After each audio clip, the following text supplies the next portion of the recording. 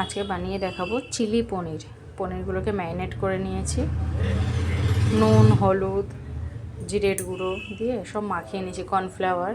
পনিরগুলো ভেজে নিচ্ছি, এপিট এপিট করে ভেজে নিলাম। পনিরগুলো তুলে নিচ্ছি পনিরগুলো। এবার এটার মধ্যে দিয়ে দিলাম ক্যাপসিকাম আর পেঁয়াজ। একটু ভাজা ভাজা হয়ে যাক ক্যাপসিকাম আর পেঁয়াজটা, তারপর ওর মধ্যে আমি রসুন বাটা অ্যাড করব। আমার ওই আদা কুচি রসুন কুচি খেতে একদম ভালো লাগে না, আমি ওই পেস্টটাই থাকে, ওটাকে ভেজে নিই, ব্যাস ওটাই ভেজে। এই যে রসুন বাটা দিয়ে দিলাম, এটাকে এবার ওটার সাথেই ভেজে নিচ্ছি ভালো মতন। দেখো এর মধ্যেই ভাজা ভাজা হয়ে যাচ্ছে। আর আমি বাটির মধ্যে সসটা রেডি করে রেখেছিলাম, cornflour, chilli sauce, red chilli, green chilli, soya sauce, tomato sauce, সব কিছু দিয়ে বাটিটা রেডি করে রেখেছিলাম।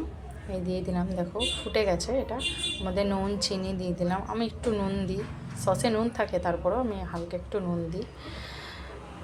এটাকে আমি একটু গ্রেভি গ্রেভি বানাবো, ওর জন্য আমি ওর মধ্যে একটু জলও অ্যাড করেছিলাম। দেখো দেখলেই বুঝতে পারবে, অনেকটা জল শুকিয়ে গেছে। এটা প্রায় রেডি হয়ে গেছে। এর মধ্যে এবার গোলমরিচ গুঁড়ো দিয়ে দিলাম, একটু নাড়িয়ে নেবো গোলমরিচ গুঁড়ো দিয়ে। দেখো কতটা সুন্দর লাগছে, আমার এখনই ভয়েস দিতে দিতে খেতে ইচ্ছা করছে।